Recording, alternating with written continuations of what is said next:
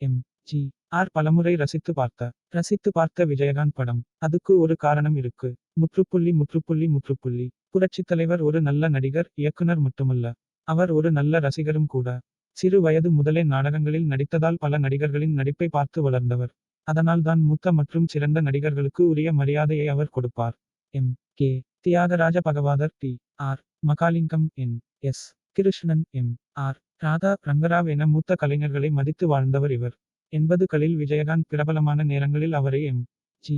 ஆரும் தெரிந்து வைத்திருந்தார். ஒருநாள் நள்ளிரவு அவர் தனது காரில் வீட்டிற்கு சென்று கொண்டிருந்தபோது அடுத்த நாள் ரிலீஸ் ஆகும் விஜயகாந்தின் புதிய படத்திற்கு அவரின் ரசிகர்கள் போஸ்டர் ஒட்டிக்கொண்டிருந்தனர். சாலைகளில் இரவு நேரங்களில் யாராவது வேலை செய்து கொண்டிருந்தால் அவர்களை அழைத்து விசாரிப்பது எம். ஜி.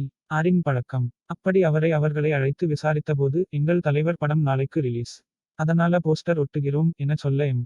ஜி. ஆர் ஆச்சரியப்பட்டார். தனது டிரைவரிடம், என்னைப் போலவே விஜயகாந்துக்கு ரசிகர்கள் இருக்கிறார்கள். பின்னாளில் அரசியலுக்கு வந்தால் பெரிய இடத்தை பிடிக்க வாய்ப்பிருக்கு என சொன்னாராம். பல வருடங்களுக்கு முன்பே ஒரு வீடியோவில் பேசிய விஜயகாந்த், எம். ஜி. ஆரின் படங்களை பார்த்து வளர்ந்தவன் நான். நான் சினிமாவில் நடிக்க துவங்கியதும் எப்படியாவது எம். ஜி. ஆரை பார்க்க வேண்டும் என ஆசைப்பட்டேன். ஆனால் அது நடக்கவில்லை. ஆனால் ஜானகி அம்மாவிடம் பழகும் வாய்ப்பு எனக்கு கிடைத்தது.